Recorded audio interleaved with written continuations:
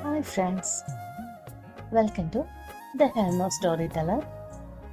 കഥയിലേക്ക് പോയാലോ? നിനക്കായി 17 തുടരുന്നു. അഥർവ് റൂമിൽ കൂടെ അങ്ങോട്ടും ഇങ്ങോട്ടും നടന്നുകൊണ്ടിരുന്നു. Damn it, what happen to me? ഞാൻ എന്തിനാണ് അവളുടെ കണ്ണീരിന് മുന്നിൽ തോൽക്കുന്നത്? തന്നിലെ മാറ്റങ്ങൾ മനസ്സിലാക്കിയ അഥർവ് അതിനെ അംഗീകരിക്കാൻ കഴിയാതെ എന്തൊക്കെയോ പുലമ്പിക്കൊണ്ടിരുന്നു. പെട്ടെന്നാണ് അവിടേക്ക് ദേവൻ വന്നത്. വെപ്രാളം കൊണ്ട് അയാൾ, മോനെ എന്താ അങ്കിൾ, എന്തു പറ്റി മോനെ ആ കുട്ടി? ബാക്കി ദേവൻ പറയുന്നത് കേൾക്കുന്നതിന് മുമ്പ് തന്നെ അവൻ അവളുടെ റൂമിലേക്ക് പാഞ്ഞു.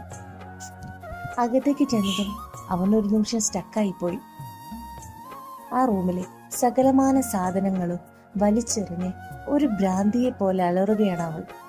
അവനെ കണ്ടതും നിധി അലറിക്കൊണ്ട് അവൻ ഷട്ടിൽ പിടിച്ചു. എന്നിട്ടൊരു ഭ്രാന്തിയെ പോലെ, നീ ആരാണ് എന്റെ അനുവാദമില്ലാതെ എന്റെ ശരീരത്തിൽ തൊടാൻ? നിനക്കാരാ അനുവാദം തന്നത്?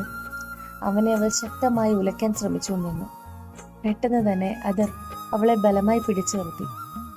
അവനിൽ നിന്ന് ഒഴിഞ്ഞു മാറാൻ കഴിയാതെ അവൾ അലർച്ചയോടെ പറഞ്ഞു, വിടന്നെ, നീ തൊട്ടുപോകരുത്. പക്ഷെ അവൻ അപ്പോഴും അവളിലുള്ള മുറുക്കം കൂട്ടിക്കൊണ്ടിരുന്നു. അവസാനം കരഞ്ഞു തളർന്ന് അവൾ അവന്റെ നെഞ്ചിലേക്ക് ചാരി. പ്ലീസ് എന്നെ വിട്, എനിക്ക് പറ്റില്ല ഇങ്ങനെ, എന്നെ വിട്ടേക്ക്, ഞാൻ ആരോടും ഒന്നും പറയില്ല, പ്ലീസ്. കരഞ്ഞുകൊണ്ടുള്ള അവളുടെ വാക്കുകളിൽ ആദ്യമായി അവന്റെ മനസ്സുലഞ്ഞു. അവൻ പതിയെ അവളെ ചേർത്ത് പിടിച്ച് പുറത്ത് തട്ടിക്കൊണ്ടിരുന്നു. നിമിഷങ്ങൾ കഴിഞ്ഞുകൊണ്ടിരുന്നു. കുറച്ച് സമയത്തിന് ശേഷം, എടുക്ക്.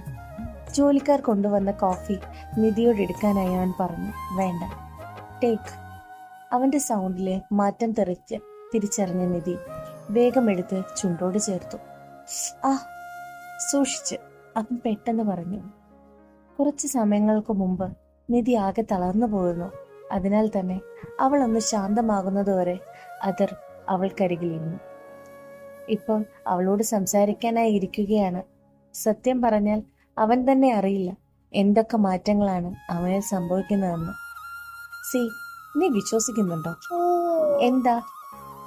നിന്റെ ജീവൻ നിന്നെ തേടി വരും എന്ന് നീ വിശ്വസിക്കുന്നുണ്ടോ? അത് അവളെ നോക്കി ഉറപ്പോടെ ചോദിച്ചു. ഉണ്ട്, എവിടെയാണെങ്കിലും എനിക്കായി വരും. വരാതിരിക്കാൻ കഴിയില്ല. കാരണം ജീവേട്ടൻ. ബാക്കി പറയാനാകാതെ അവൾ വിങ്ങിപ്പോയി. എന്നാൽ അതെല്ലാം കണ്ടതർ തന്റെ ദേഷ്യം പുറത്തു വരാതിരിക്കാൻ ശ്രമിക്കുകയായിരുന്നു. ശരി, നമുക്കൊരു ഡീൽ വെക്കാം.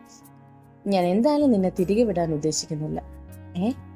പക്ഷെ അവൻ നിന്നെ തേടി 1 മാസത്തിനുള്ളിൽ ഇവിടെ വന്നാൽ നിനക്ക് ഇവിടെ നിന്ന് പോകാം.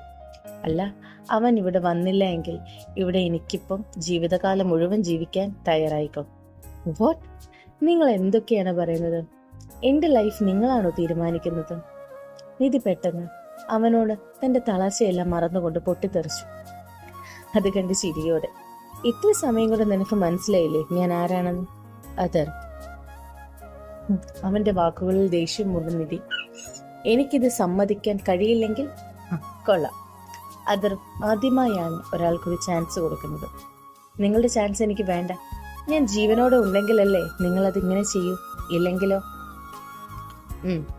നിനക്ക് എന്നെ കടന്ന് നിന്റെ മരണത്തെ പോലും നേടാൻ കഴിയില്ല. കഴിയുമെങ്കിൽ നീ ഒന്ന് ചെയ്തു നോക്ക്. നിങ്ങൾ എന്തിനാ ഇങ്ങനെ? എന്നെ വെറുതെ വിട്ടുകൂടെ? നോക്കി കേഴുന്നത് പോലെ അവൾ ചോദിച്ചു. ഞാൻ പറഞ്ഞു, എനിക്ക് നിന്നോടല്ല പക. നീ അവനെ സ്നേഹിച്ചതാണ് നീ ചെയ്ത തെറ്റ്. അവനെ സ്നേഹിക്കുന്ന എല്ലാം ഞാൻ അവനിൽ നിന്ന് ഇല്ലാതെയാക്കും, അത് നീയാണെങ്കിൽ പോലും. നിമിഷ നേരം കൊണ്ട് അവന്റെ ഭാവം മാറുന്നത് കണ്ട് നിധി വിറങ്ങലിച്ചു പോയി. ചെകുത്താന് സമാനമായ ഭാവം. നിധി എന്ത് ചെയ്യണമെന്നറിയാതെ അവനെ തന്നെ നോക്കിയിരുന്നു. തുടരുന്നു.